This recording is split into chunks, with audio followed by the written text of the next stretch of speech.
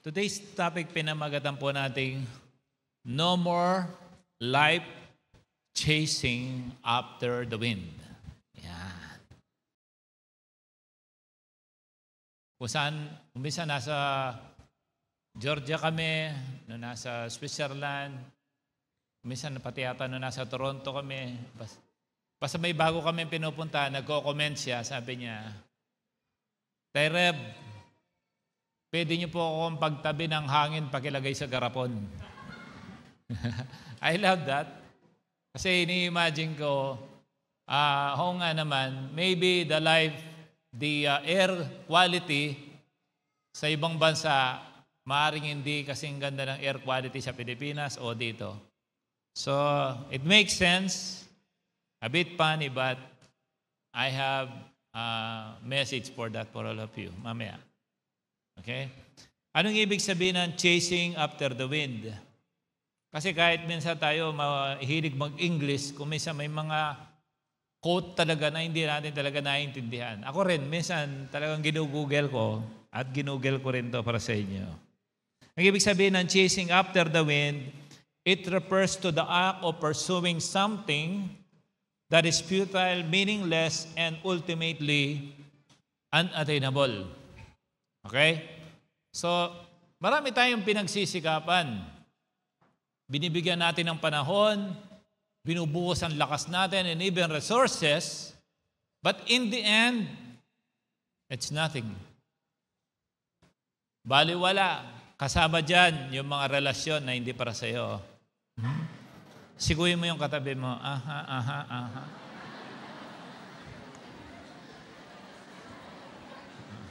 Tama ba? Maaari nag-business ka. That's not, the highest form of investment for every kind of business. Kung minsan, ang tuition fee mataas. Ang bayad sa tuition fee is your bankruptcy or maybe break-even. But there is a lesson for that. Maybe for your next business, you are better. O you are an excellent mentor for your children how to do business, for your friends, your colleagues, ano mga do's and don'ts. So wala naman nasasayang hanggat may meaning, alam mo ang meaning, bakit nangyari yun sa'yo. Tama po ba? Walang nababaliwala basta nakukuha natin ang meaning. Bakit tayo nakakaranas ng iba't ibang klaseng pagsubok, problema, o naman na-encounter natin sa ating buhay. Okay. But when it comes to partner in life, wag mong sabihin sa kanya na nagkamali yata ako sa iyo. Masakit yun, wag mo yun sasabihin. Amen. Wag mo yun sasabihin kasi kaya nga lifetime. Habang buhay mong katabi yan, paggising mo, yan na yan.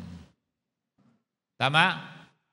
Kaya kapag ang katabi mo, hindi mo pinaganda yan o pinagwapo, ikaw din. Umagang-umaga, yan ang view mo. Sige nga, tignan mo yung misis mo. O baka lang sa church yan, naka-lipstick. Tama? Pagdating sa bahay, baka gurumos ang buhok niyan. Parang steel wool. Dapat worth remembering ang iyong buhay. When it comes to life, there is a man who walk in this world that we cannot be better than him. Siyempre, hindi kasama si Jesus. His name is Solomon. The man who walk in this world with the greatest of all greatest. When it comes to intelligence, knowledge, and understanding, ang sabi ng Bible, wala nang hihigit pa kay Solomon. Wala na. In terms ng talino, dinadayo siya ng queen, ng mga king, kinukunan palagi siya ng mga advices, opinion, talagang dinadayo pa siya para lalong makita nila na talagang matalino nga ba siya.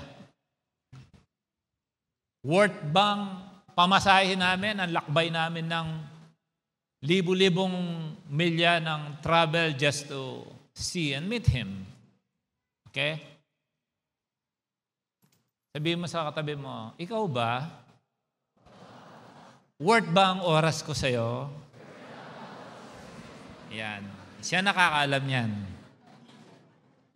Kami din, di ba? Ba't ka pupunta sa church? While you are going to spend time with your pastor, with the leaders, brethren, is it worth coming here? Dapat, you know the answer for that?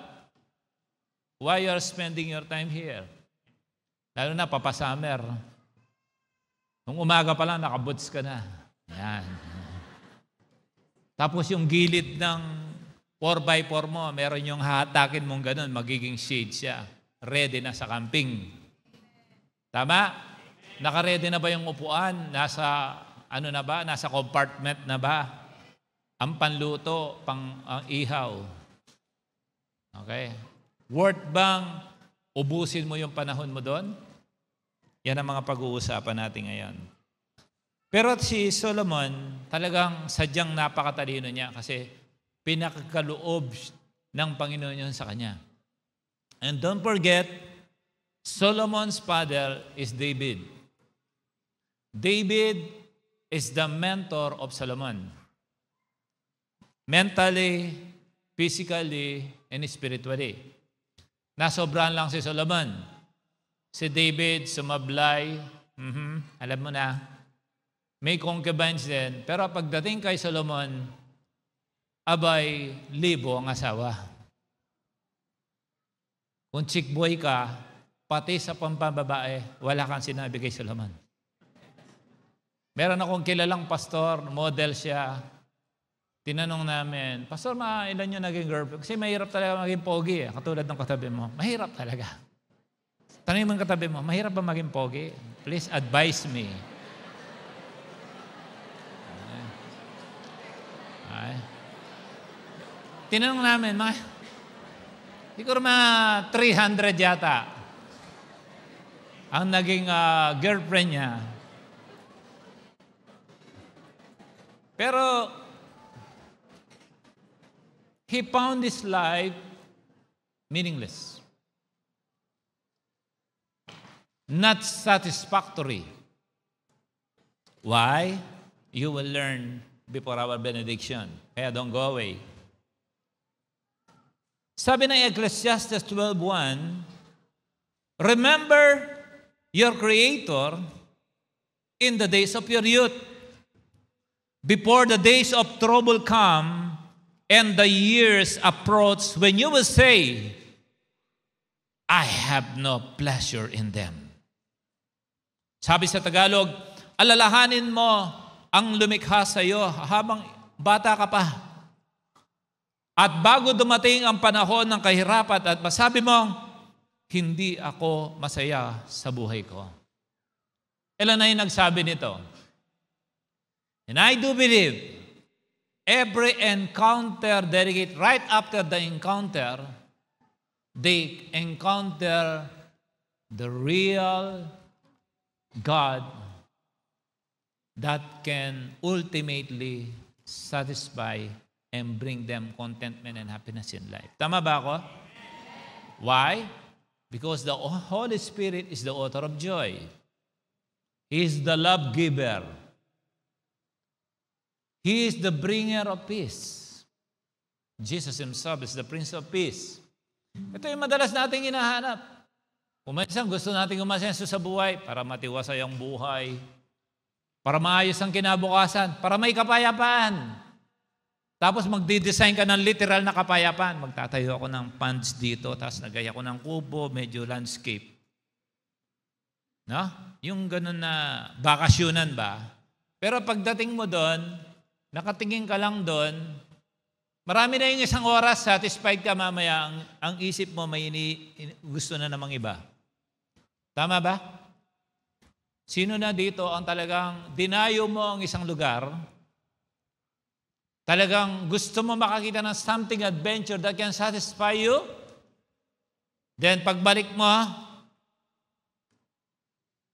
nababad trip ka, ang saya-saya mo, nag-outing ka, pagdating mo doon, bili dito, dami mong binili.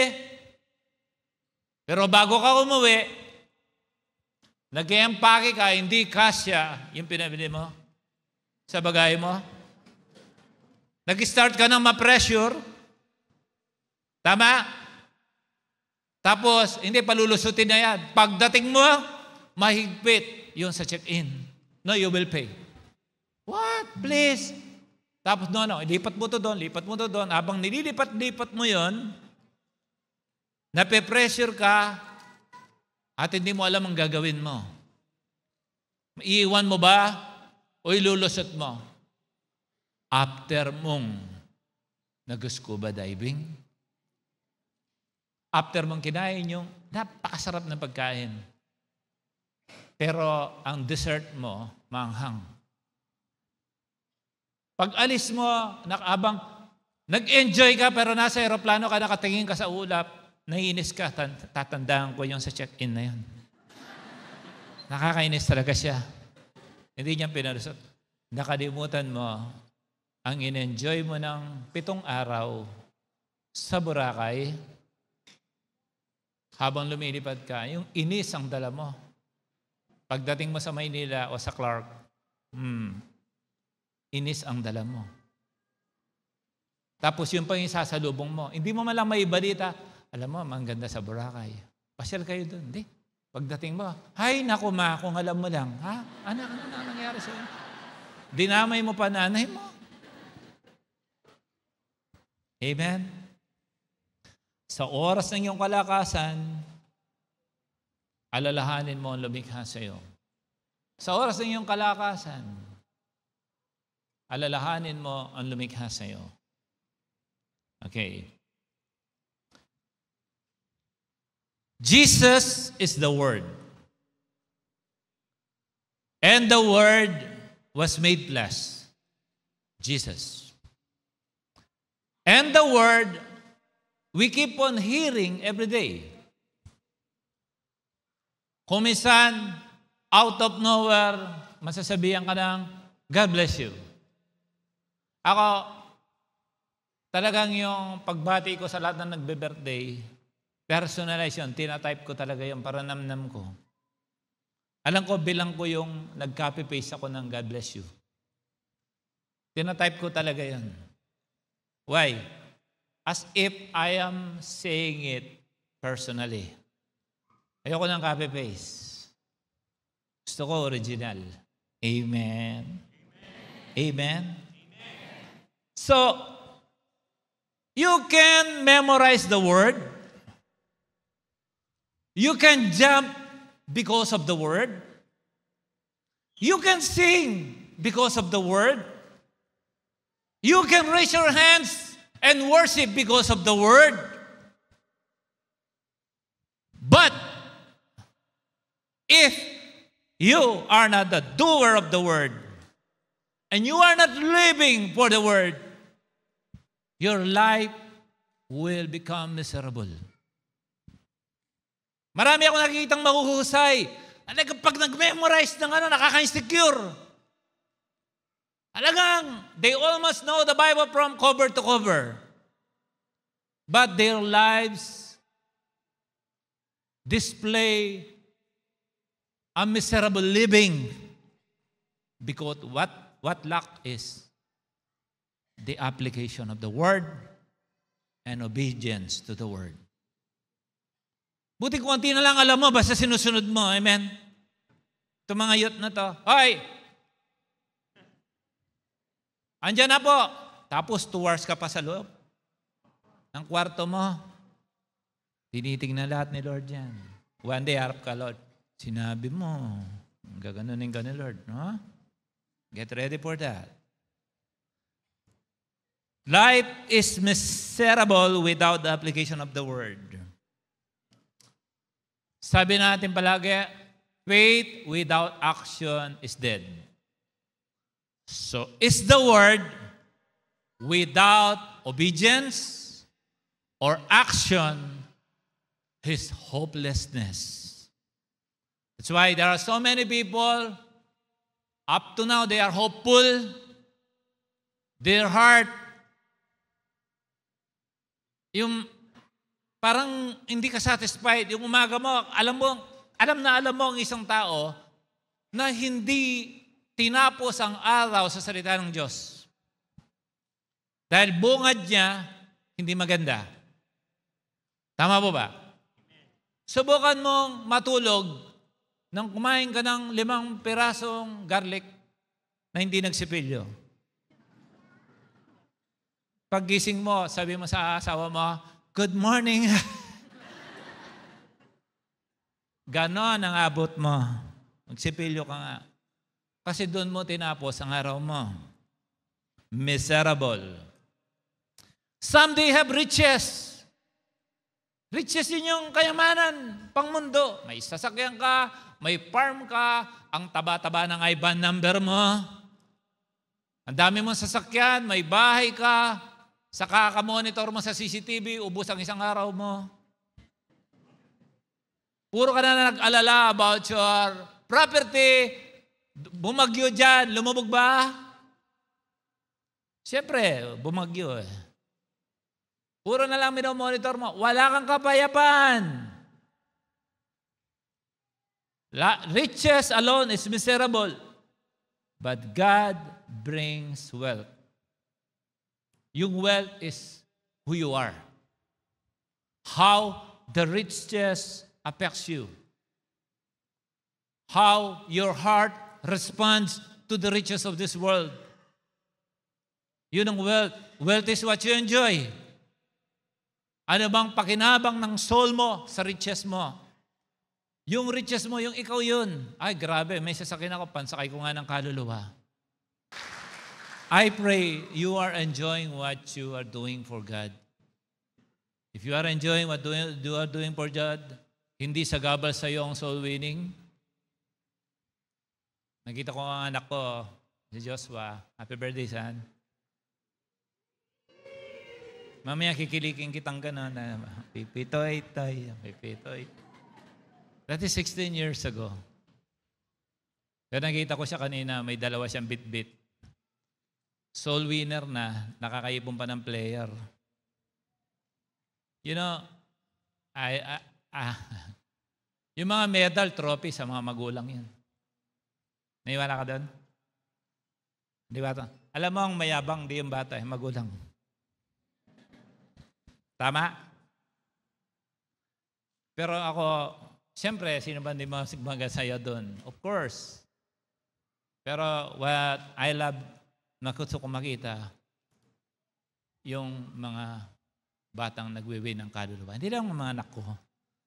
Kahit sino, pag nagwiwin ng kaluluwa, yun ang tunay na reward na hindi miserable. Palakpakan natin, Panginoon. Connect po itong mga verses na pinagbabasa ko. Please be attentive. Galatians 5:22-23, but the Holy Spirit produces this kind of fruit in our lives. Read with me. 1, 2, 3. Love, joy, peace, patience, kindness, goodness, faithfulness, gentleness, self-control. There is no law against these things. Pag hindi ito nag-ooperate sa'yo, then questionin mo ang sarili mo.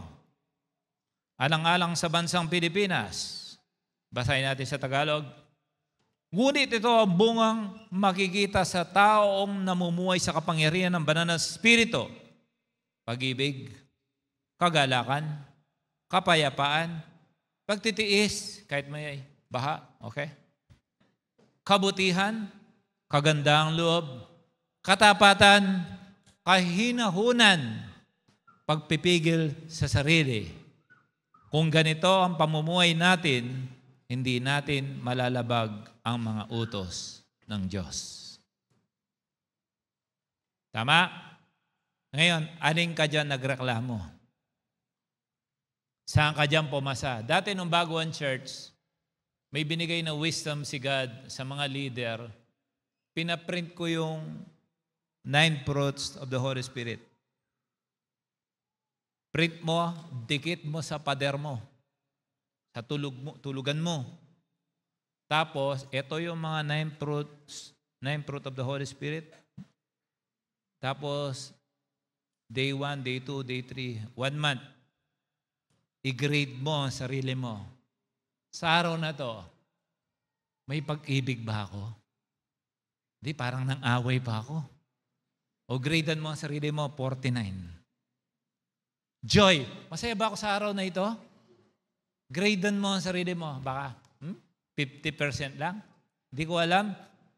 Nagkaroon naman ako ng increment, ba't di ako masaya? 50. Peace, payapa ba ako? Medyo payapa naman, mga 70. And you will see yourself. The application of the word must empower you in faith. Must empower you to do the right thing. If this fruit of the Holy Spirit is loaded in you, ito lalabas sa'yo. Kumain ka ng mansanas, amoy mansanas ka. Alam mo, bait ka ng babae? Alam mo, bait ka mag-premarital text? Maaaring ang pinasok mo, premarital text. Nag-pornography ka? Ay, bait ka bangag? Pandikit yung rugby, ininom mo. Tama? Kasi nga, mali. Naintindihan natin? Wala kasi nag-guide sa'yo at gawin mo yun tama. Sana kung pinandikit mo yun, pinasama ko na isang sapatos kong Jordan. Natanggalan swelas, hindi mo sininghot. We cannot do the right thing if we are not led by the Holy Spirit. Tama? Humingi ka ng asawa para naghanap ka ng punching bag. Kung nakuha mo maliit na medyo lanky, paano mo yung susuntukin? Hindi ka nag-asawa para may bubugbugin. Nagkaroon ka ng misis para may mahalin. Amen? Amen. Kung mas malaki sa'yo yan, may dahilan. Hello? May paluhod-luhod ka pa. Tapos hawain mo lang. Meaningless.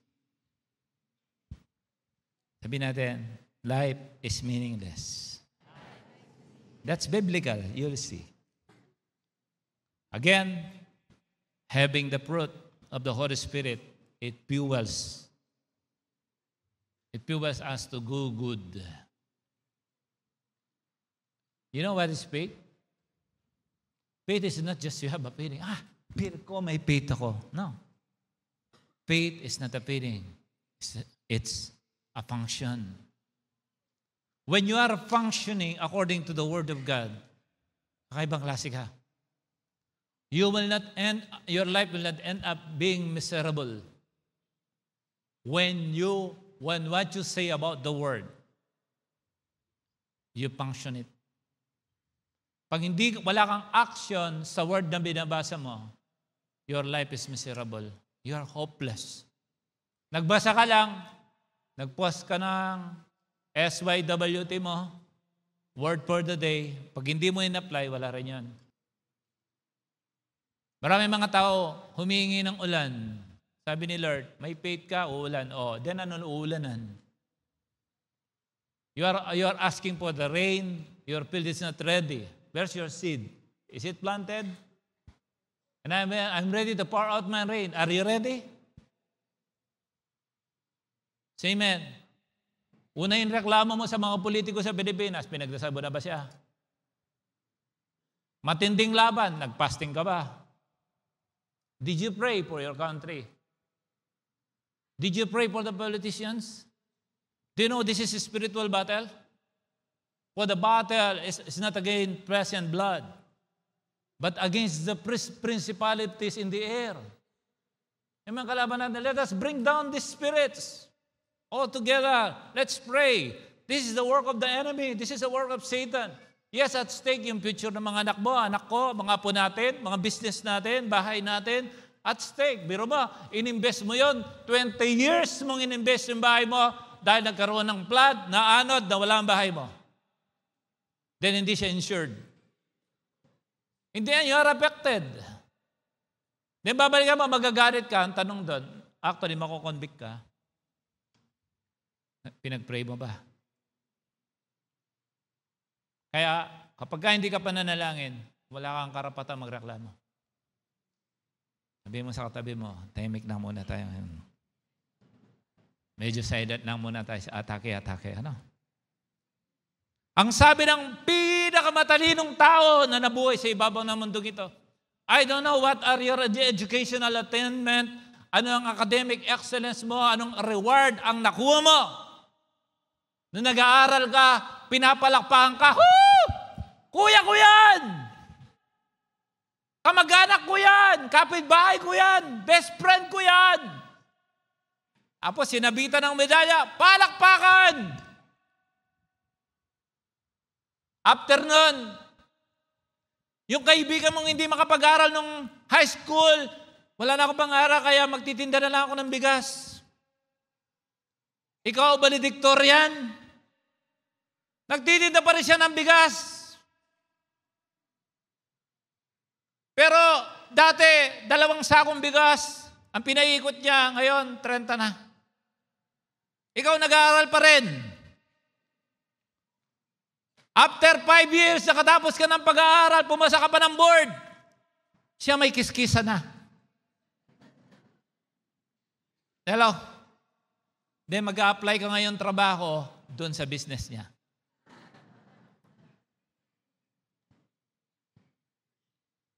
Your mentors brought you nowhere.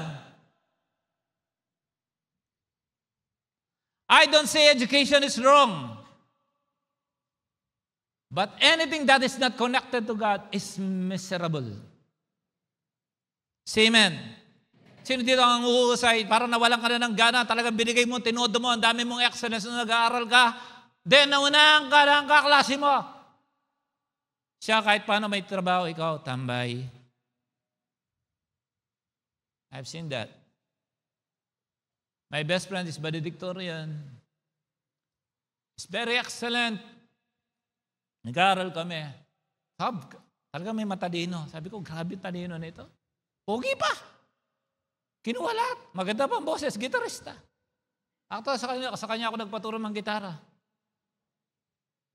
Ay pambihira. Kapag kami magdadrive, sabi niya, pre, ikaw magdrive. Sabi ko, bakit? Maliligaw ako. Valedictorian ka.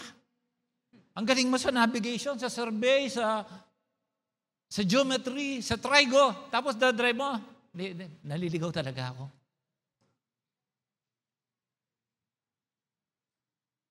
Meaningless. Meaningless. Life becomes meaningless when it gets disconnected with God. The only thing that I know that will grow, progress, and will have wonderful purpose are the things that are connected to God. Kahit ang pinakamaliit na alikabok, pag-aari ng Diyos, wala kang kinontribute. Kahit yung pinakamaliit na alikabok, galing yan sa Diyos. Lahat ng meron mo, kahit anong galing mo. Naalala ko si Pastora. Talagang nakita ko umangat. Talagang grabe, sabi ko, praise the Lord. Tapos sabi ng Lord sa heart ko, huwag mong kalimutan, may nag-recommend sa asawa mo. I was heard of one of the best construction company dito. I think one of the top 5 construction company in the world. Pero, yung nag-recommenda sa akin, hindi ko alam paano ko nakapasok dun. Tinatanong ko yung boss ko, "Boss, who gave you my CV? At least thank him." Ayun niyang sabihin, baka pati siya nakalimutan niya. Sometimes, parang gusto natin magyabang, pero babalikan ka ng katotohanan, walang galing sa'yo. Say amen. Say amen. Yung pinasok mo, pati yung nilabas mo, galing yan sa Diyos. Yung Diyos na nagpa-assess ng kinain mo, dumaan sa esophagus mo, pinilter ng liver mo, kidney mo, dumaan sa large intestine, small intestine, dumaan yan. Paglabas niyan, dinulot ng Diyos, lumabas yan para pampa-fertilize sa mga halaman. Diyos ang may alam nun. Ano ba talaga ang buhay? Sikat na basketballista ngayon, injured bukas. Youth, you know, before I do fade away dunk, in dream, after you fade away, then you dunk.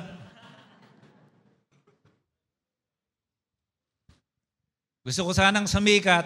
Sabi ko, parang para sa akin ang basketball. Talagang binigyan ko ng panahon. Yung time na yun, time nila Spurs. Yun yung sentro ng Spurs. Kasi sabi ko, pag ganun ko, basta ibabanda ko, pala pinamaster ko talaga yon. Nung namamaster ko na, kahit hindi ko tinitignan yung board, basta hinaampas ko, pumapasok. Sabi ko, wow. Naglaro ako. Hindi ako nag-charts. Itong tuhod ko gumanon. Sabi ni Lord, 5 years kang stop. Miserable. Meaningless. Meaningless. Fireworks! Boom, boom, boom, boom, boom, boom! Sino nanonood sa Burj Khalifa? Paano ka nanood? Ganon? Talaga nakaputo ka na. Boom, boom, boom. Tapos yung boom, pinakauli. Yung dating colorful, world known, the best in the world, suddenly turns a black. Meaningless. Miserable. Alam mo miserable? Kasi uuwi ka pa. Kaya, usog ko. 1 million kayo eh. Usog ka, usog ka. After ng putukan, colorful, then may itim. Meaningless, meaningless.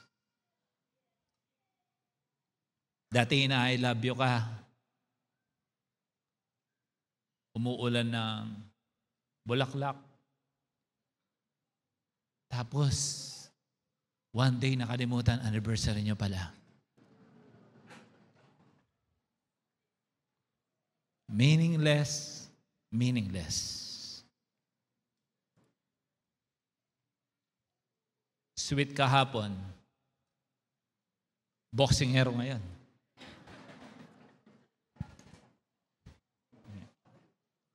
Cum laude kahapon, tambay ngayon. Meaningless. Do you imagine a partner in life without the Holy Spirit? Mister, makinig ka. Sinabi nito, ito ng Panginoon sa akin kanina. You are a miserable husband, that's why your wife is miserable. Kung tinamaan ka, magbago ka na. The Holy Spirit told me to tell this today. Be a good husband. Don't be miserable. Miserable means you don't even know the Word and the Lord. Or you know the Word, you don't do the Word. You cannot lead your family right. And the worst is this, if you are just moving mechanical na lang, You are serving mechanically. Mawawala ang joy mo dyan. One day sasabihin mo, sagabal ang ministry. Sometimes, may mga miserable wife, then miserable ang husband. From the book of Ecclesiastes, chapter 1, please, huwag kang magmadali. This is a very important message of your life.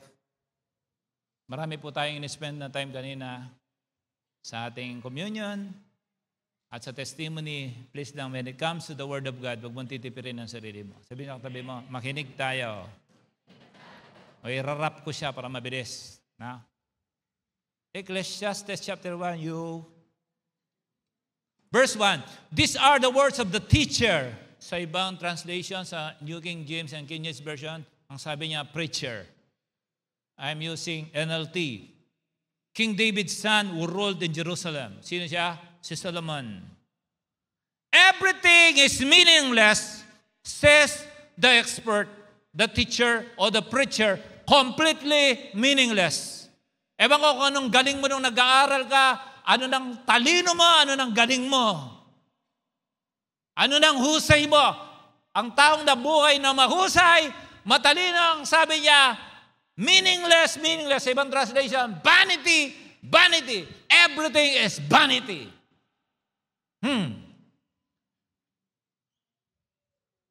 What do people get from all their hard work under the sun? Ano ba dito? Pati ikaw. Tayong lahat under the sun.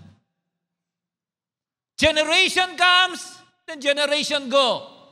But the earth never changes. Mahusay na presidente, papasok ba sa mga presidente? Pupunta na naman bagong presidente, mahusay, masama na naman. Keep changing. Meaningless. Meaningless. The sun rises, the sun sets. I say, woo, umaga. Tapos, ay, gabi na naman. Then hurries around to rise again. Verse 6, the wind blows south and then turns north. Papunta doon, ngayon papunta dito. Around and around it goes, blowing in circles. River run into the sea, but the sea is never full. Buhos ng buhos yung ilog. Hindi niya mapuno-puno ang dagat. Kasi ba yan? Meaningless. Pinagmamasdan lahat ito ng taong pinakamarunong na nabuhay sa balat ng lupa. Pinagmamasdan niya lahat. Hindi ubrang galing natin sa galing niya.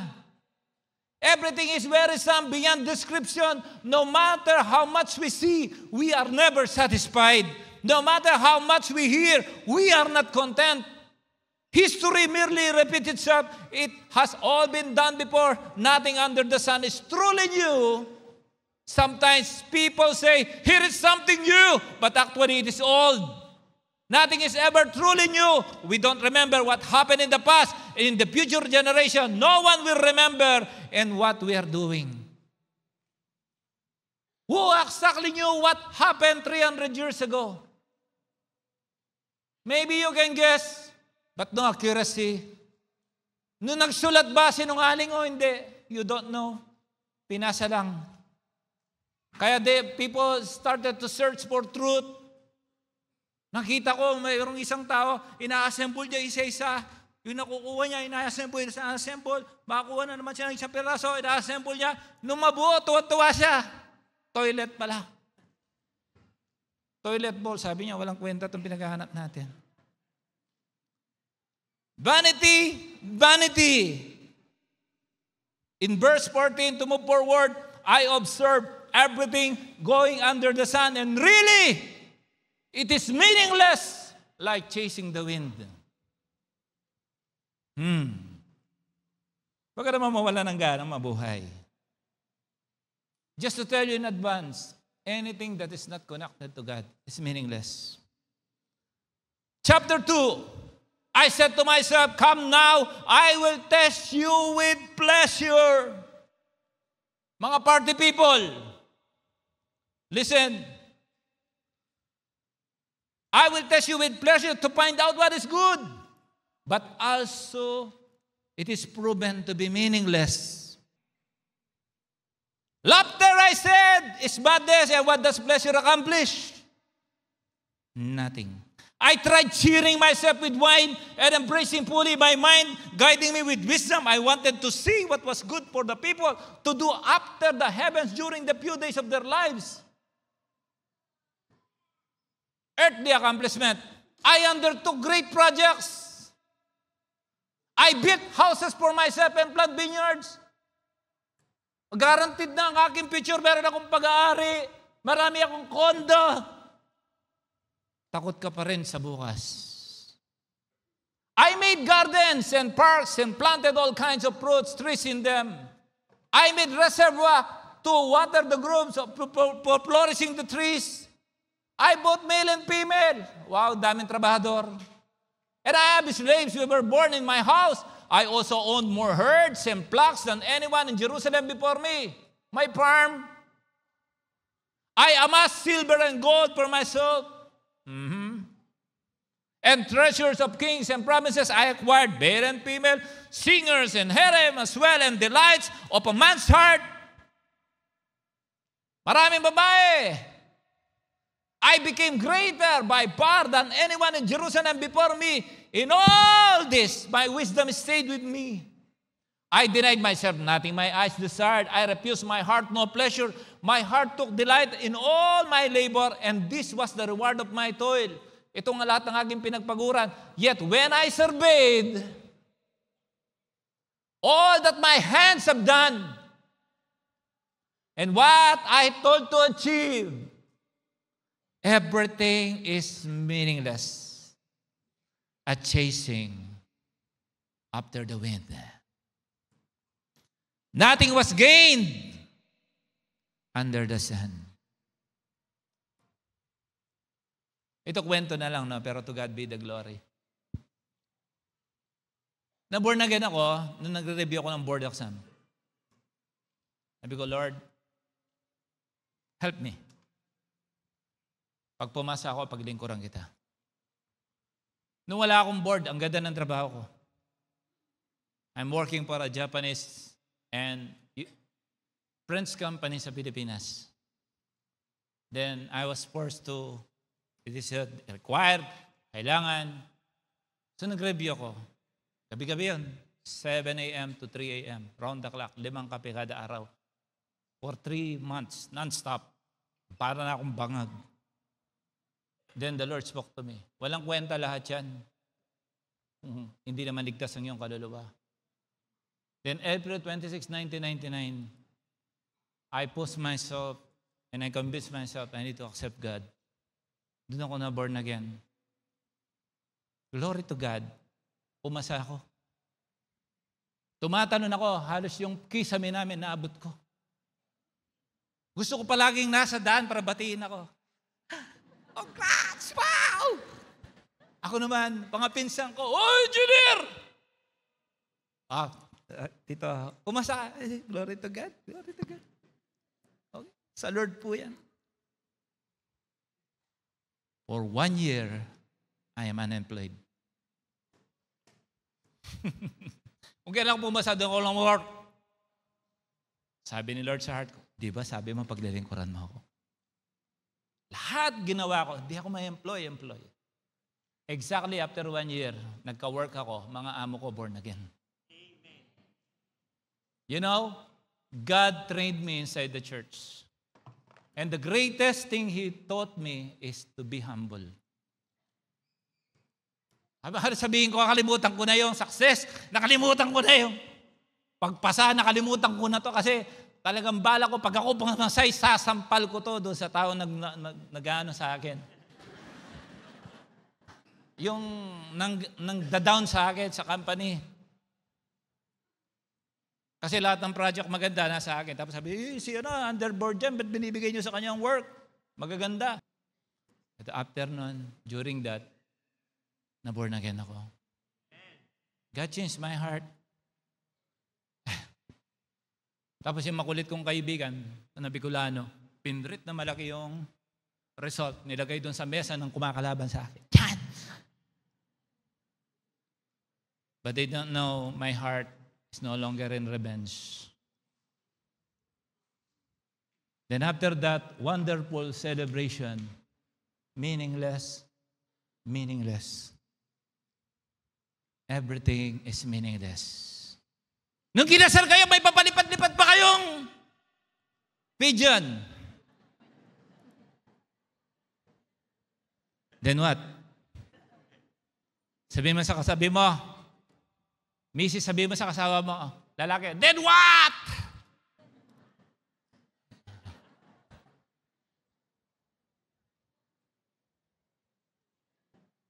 Achievement. I denied myself nothing my eyes desired. I refused my heart no pleasure. My heart took delight in all my labor, and this was the reward of my toil. And when I surveyed all my hands had done, meaningless. Verse 12, then I turned my thoughts, consider wisdom and also madness and folly. What more the king's successor do than what I have already been done? Lahat ng ginawa kong to, mayroon pa bang gagaling? I saw the wisdom is better than folly. Is your academic achievement can save you from dying? No. Everyone will die. Kung di tayo abutan ng rapture, anong lamang mo sa iba? Everyone will die. I saw that wisdom is better than folly, just as light is better than darkness. The wise have eyes in the heads, while the fool walks in darkness. But I came to realize that the same fate overtakes them both. Walang makakaligtas. Then I said to myself, the fate of the fool will overtake me also. What then do I gain by being wise? Ay, buti pa siya primary. Ay, congratulate mo sarili mo, 144 ka. Ay, buti 144, ako 1728 lang. Magsaya ka. Kasi, ang sukatan dito, nag-wing ka ba ng soul? Posisyon lang yan. Amen. What really matters? Is it meaningful or meaningless? You know that. Say amen. Sabi niya, this is for the wise, like the fool, will not be long remembered. The days have already come when both have been forgotten. Like the bull, the wise must die too. Pares na pala mamamatay. Loko-loko at matalino. Palako lang grade. 100 ang grade. Pares mamamatay. Meaningless. So I hated life. When you see your life meaningless, you will hate life because the work that is done under the sun was grievous to me. All of it is meaningless, up chasing the wind. I hated all the things I have toiled under the sun because I must leave them to the one who comes after me. Wow! Ang dami mong damit! Puro original! Louis Vuitton! Gucci! What to see? Wow! Ang mamahal! Ang mamahal ng ipapamana mo.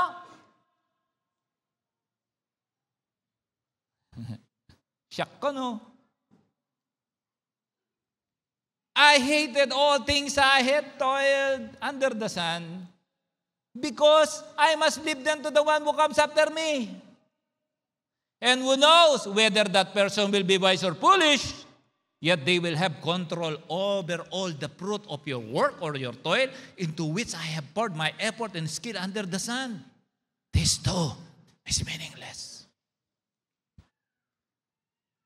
So my heart began to despair over all my toilsome labor under the sun. For a person may labor with wisdom, knowledge, and skill, and then they must leave all they own to another who has not toiled for it. Pinagpaguran ng dating presidente, binaboy. Then inayos, binaboy. Read the word.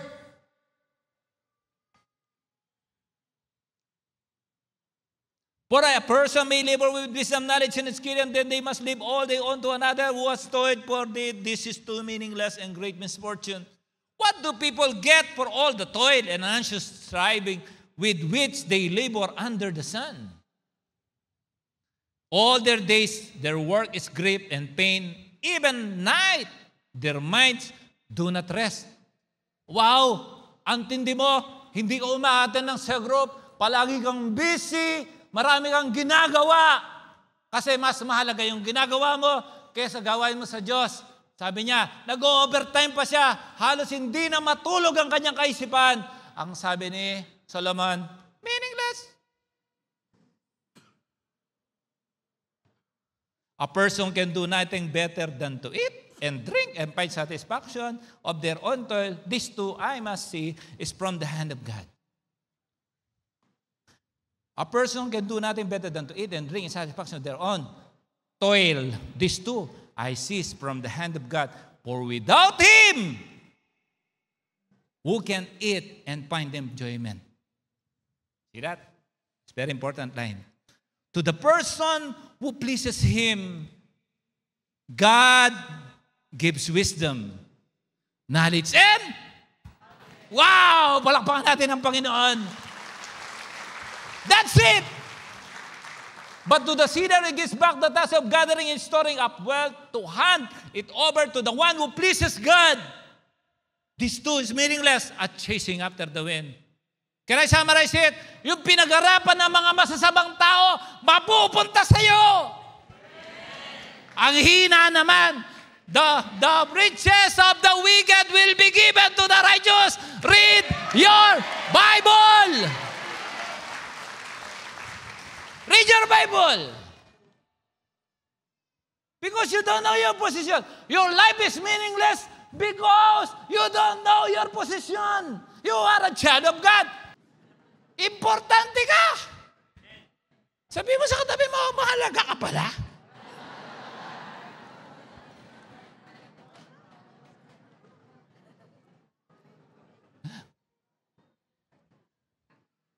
Labas mo, galing ng asawa mo.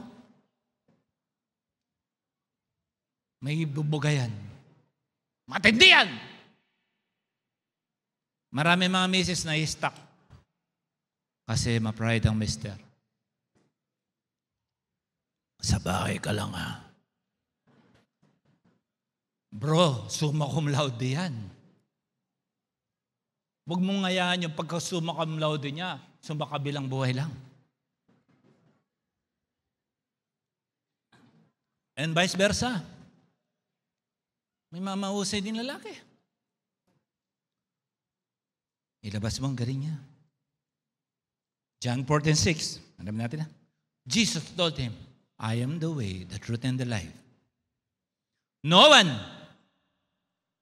comes to the Father except through me.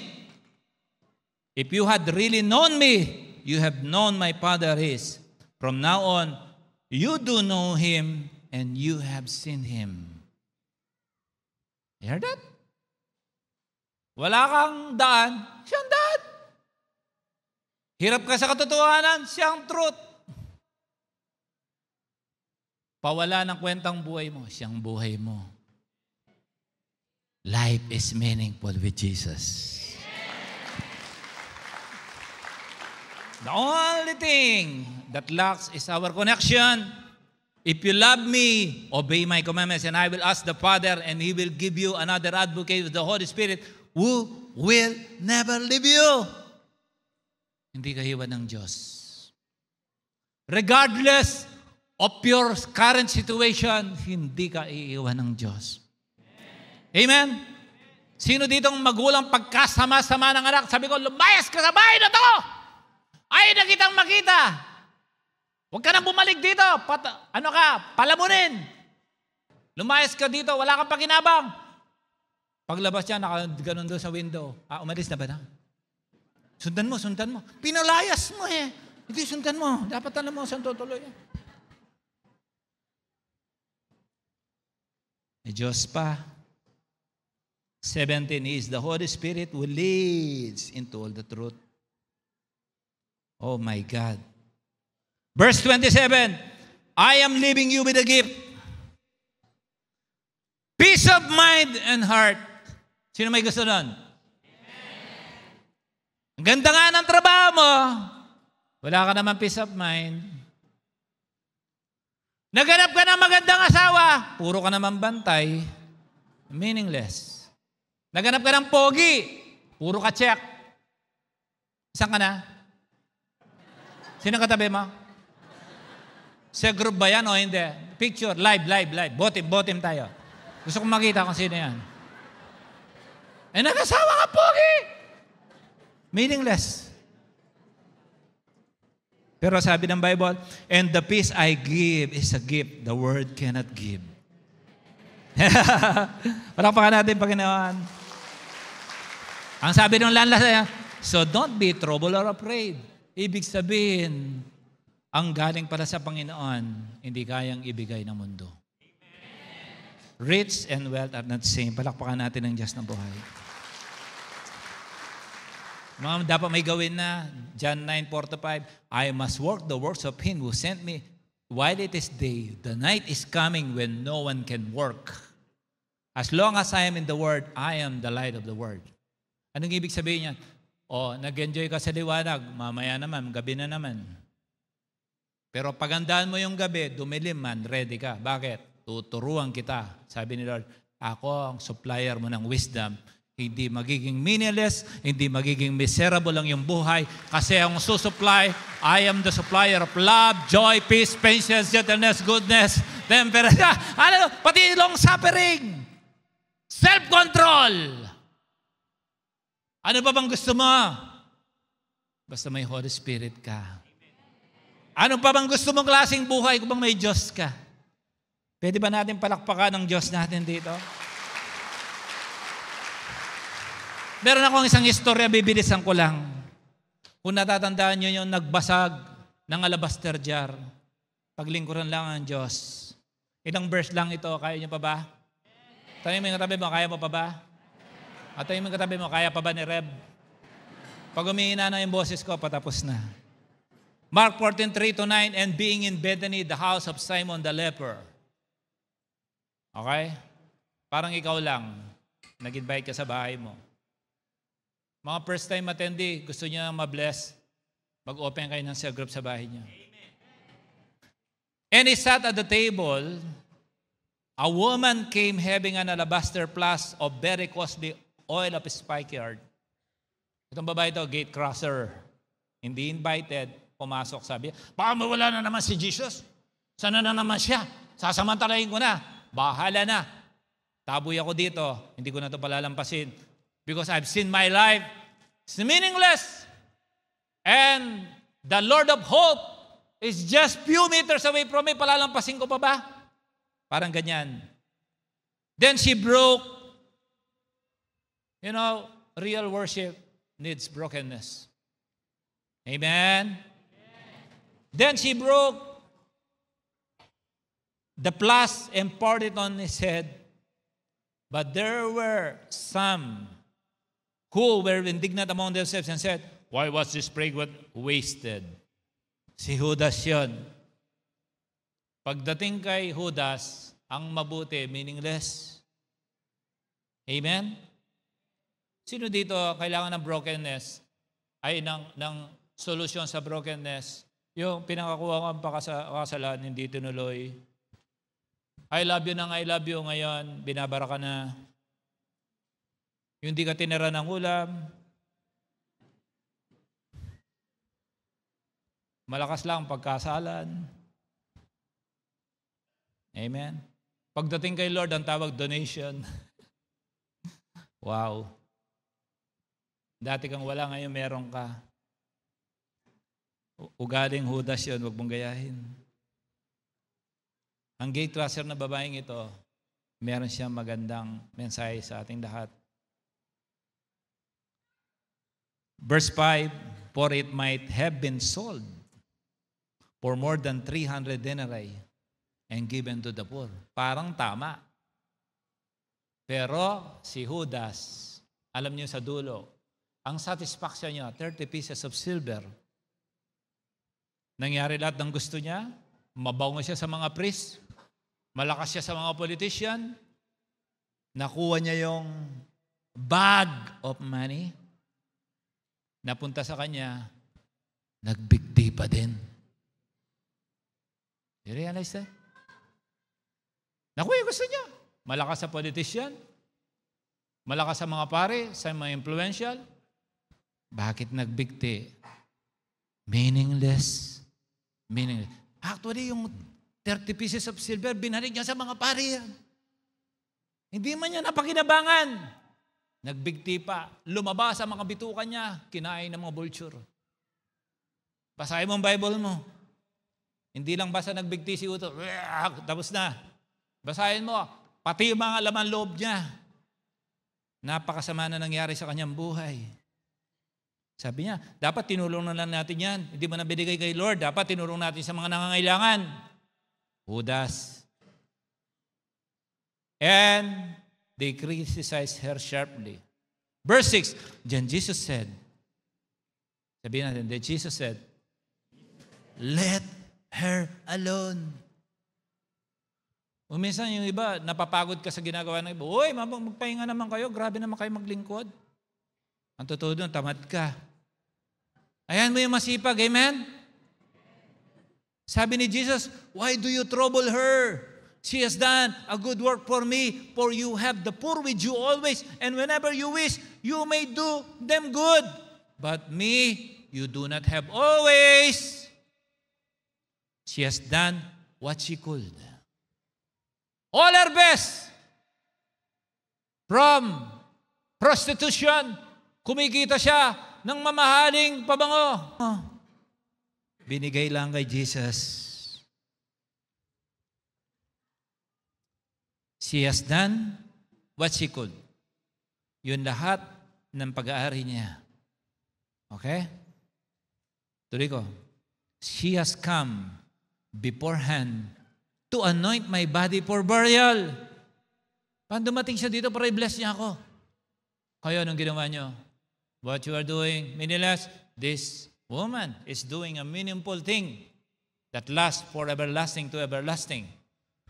Verse 9, assuredly I say to you, wherever, hallelujah, palakpakan natin Panginoon.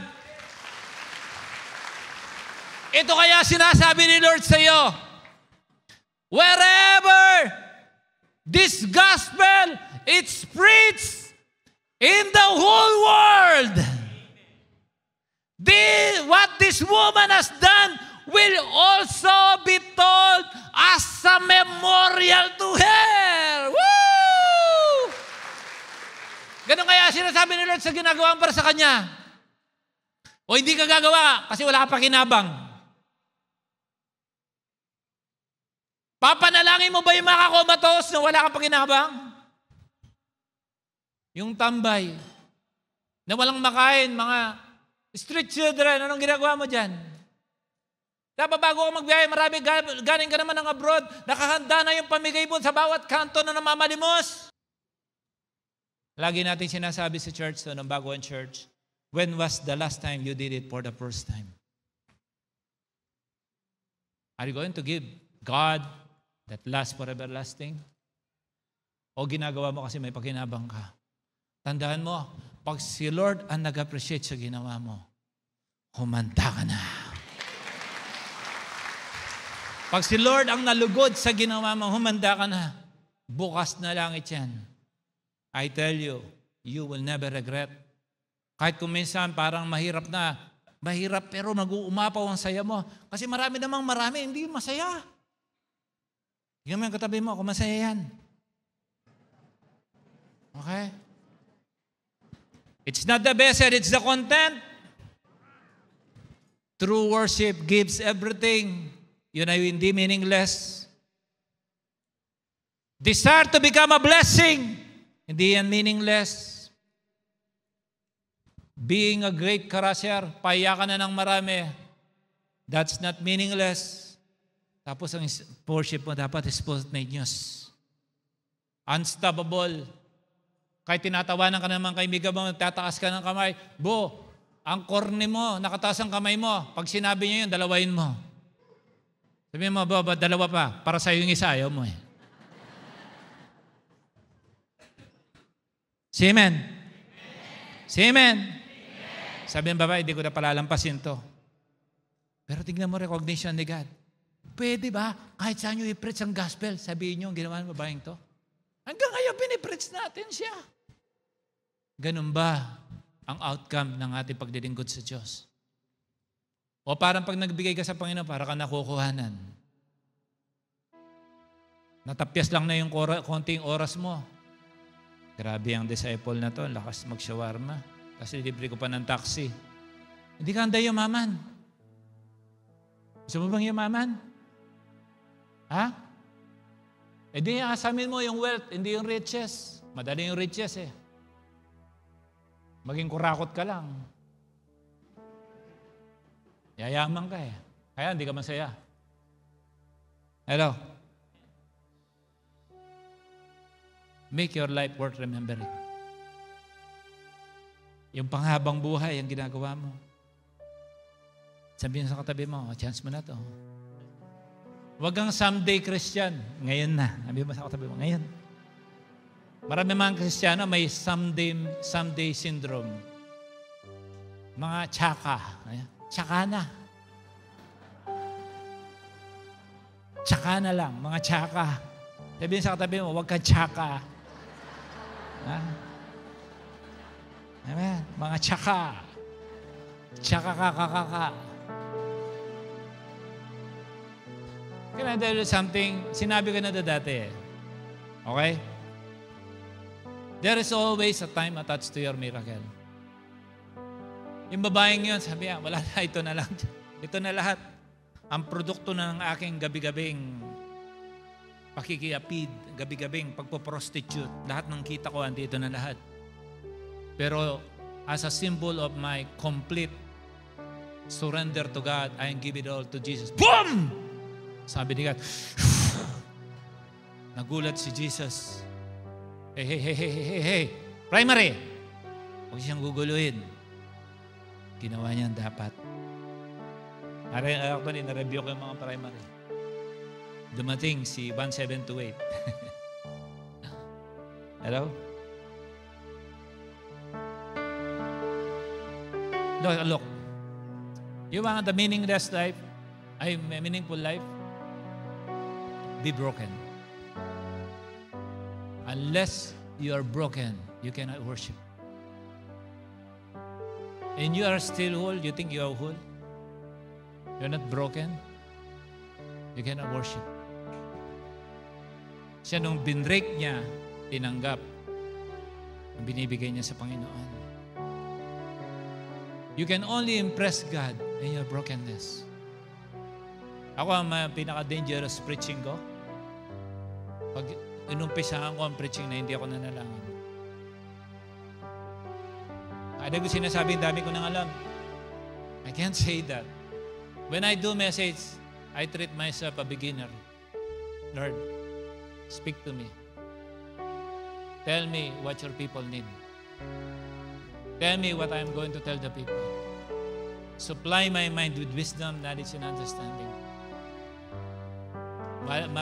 Maiksi, mahaba. Kailangan yung gusto nyo. Yung kailangan nyo, may bigay sa inyo. I pray you are fed with the right word of God today. In Jesus' name, palakpakan natin siya. Weeping and crying, brokenness. God loves a passionate worship. Okay? Alam mo, nagtanong galing mo, pag hindi ka marunong mag-worship, wala ka. Can I tell that right in front of your face? Meaningless. Vanity. Everything is meaningless. Anything that is not connected to God is meaningless. Temporary happiness. Ang bigay ni Lord, hindi niya bigyan happiness. Joy. Gusto ni Lord yung ligaya, talaga maligaya, umapaw sa siyang puso. Yun ang gusto ni Lord, yung parang At bumagyo na, naka-praise the Lord ka pa rin. Say amen. Can I invite all the first-time attendee? Please come in the front.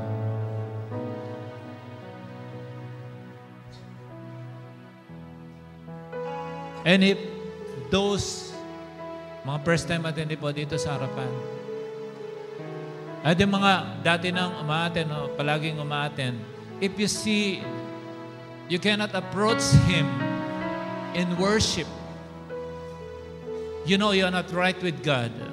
Even if dati ka nang umaaten, nag-encounter ka na, it doesn't matter. If you find your heart, you know who you are, you know you're standing with God, you can also come and approach the altar, stand there, at yung iba doon.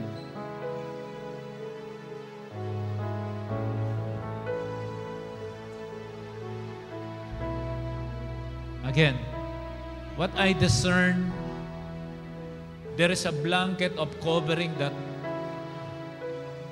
ultimately block your worship to God. Somehow, you are thinking about your sin more than God.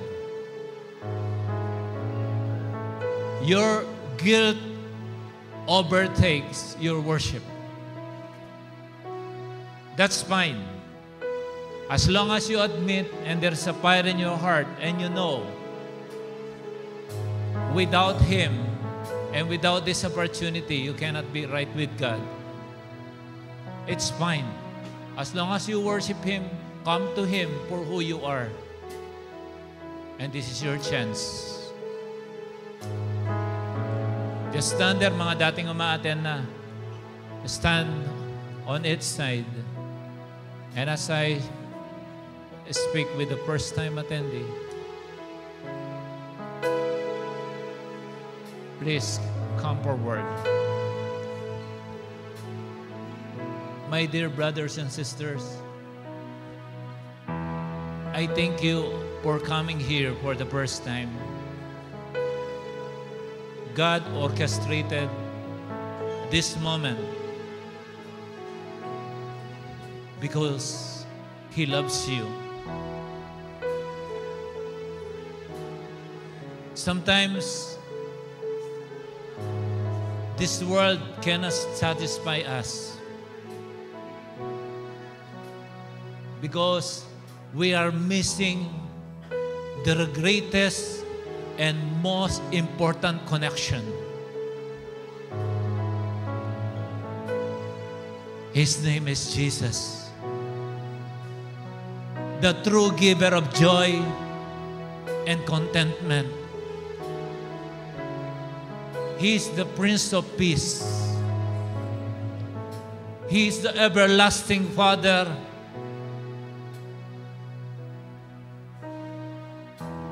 He is the Almighty God. He is the Alpha and Omega of your life. He understands your life from conception and even knows the end of your life. You are just in between for who He is. You are just in between the Alpha and the Omega. That's why before standing there, the Lord already knew you. He knows your longing. He saw every drop of tears on your pillow. He knows when you are crying out in the dark of the night.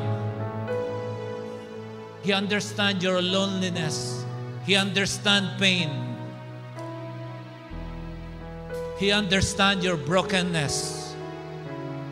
He understands that despite of everything you have in life, still anxiety is attacking you. Depression, hopelessness, discontentment.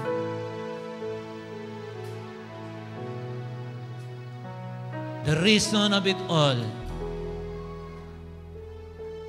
is because of the lack of true connection to the Father.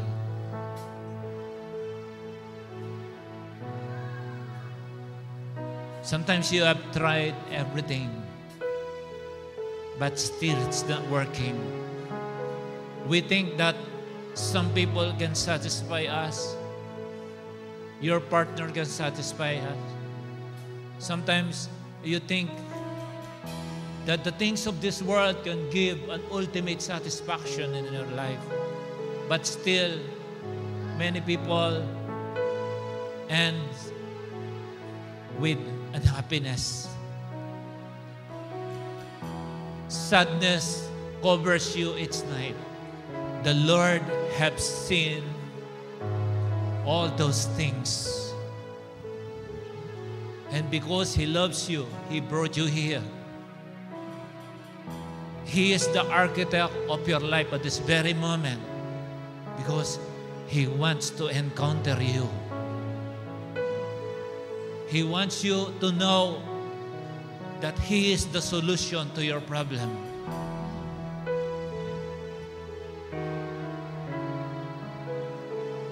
For some of you, you mentioned to no one about what you are going through.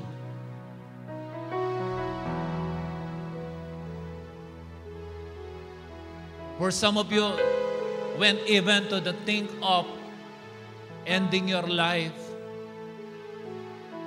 bring yourself to the edge of suicide. God brought you here.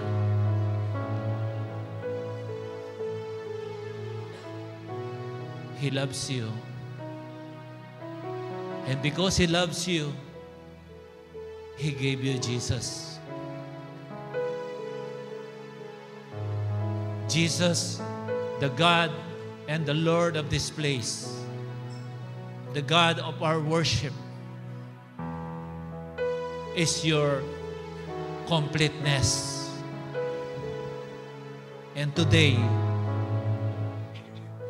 God is ready to give you the greatest gift. The gift of salvation that will ultimately remove every mountains of obstruction for you to encounter God. The Bible said He gave His only begotten Son for you, so that when you believe in Him, you will never perish, but have an eternal life. Mahal ka niya. Imagine, if you will decide now to give your life to God through Jesus Christ, that powerful relationship with the Father will be established today.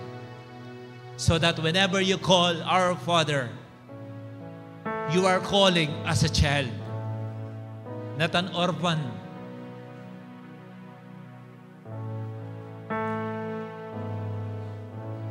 The Bible said in Romans 10:9-10, those who will call Jesus their Lord and believe in their heart that Jesus was raised from the dead, they will be saved. And being saved equals being a child of God. Because you cannot be called child of God if you are not saved. And being a child of God, you have all the connections. And today, God intended to colonize your heart what heaven can give. If your heart is willing and admit that you cannot save yourself, you cannot bless yourself because of sins, He's ready to remove all this guilt in your heart now. Gaano man niyang kalaki, gaano man niyang kadami, sa isang pagtanggap mo lang ng totoo mula sa iyong puso, lahat ng sagabal na yan maalis.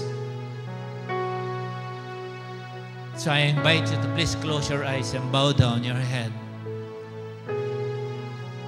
Let's have this eternal commitment so that an everlasting relationship will be established now.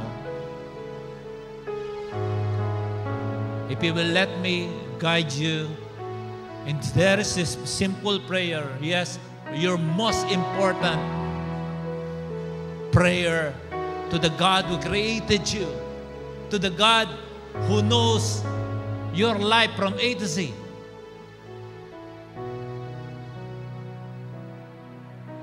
His name is Jesus. I invite you to please repeat with me. Say, Jesus, I know you know me. You even knew me. Everything about me. You know them all. You know what I have done in broad daylight. You know what you have done, what I have done, even in darkness. Today, I approach your throne of grace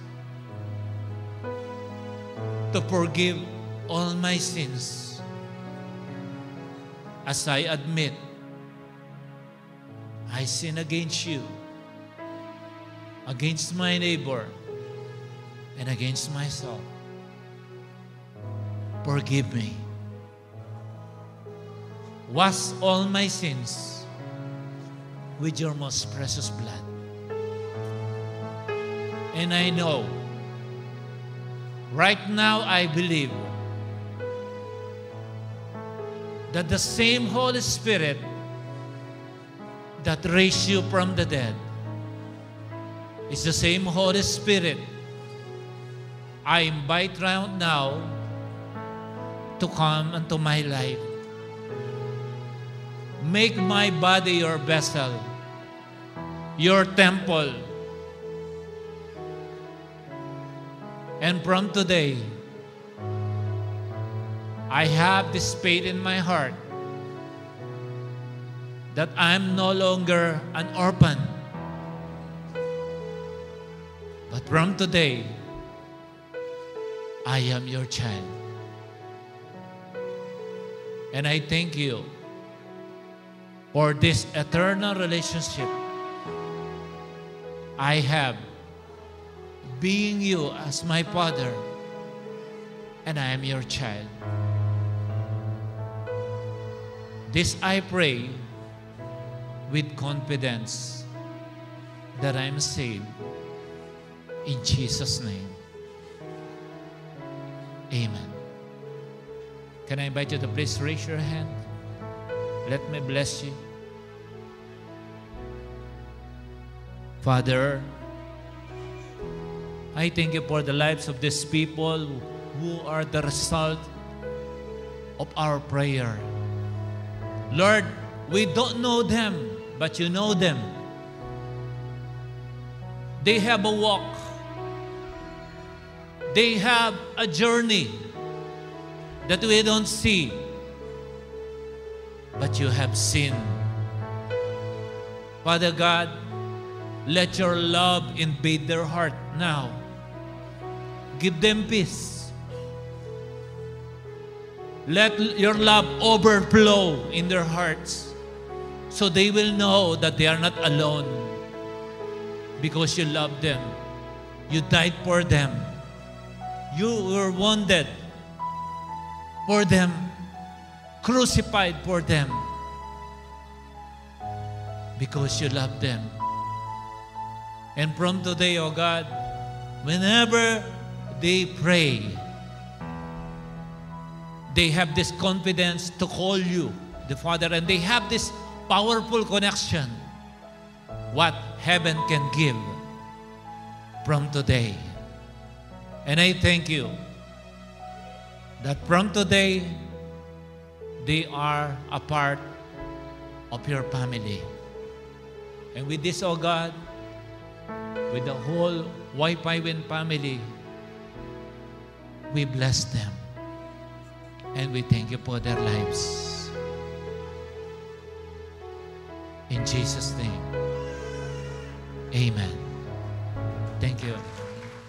Hello everyone! Kung kayo po ay na-bless sa message ng Panginoon sa araw po na ito, I encourage you to like, follow, or subscribe and share the link of this preaching sa inyo pong mga mahal sa buhay, sa inyo pong mga kaibigan. God bless and see you next week.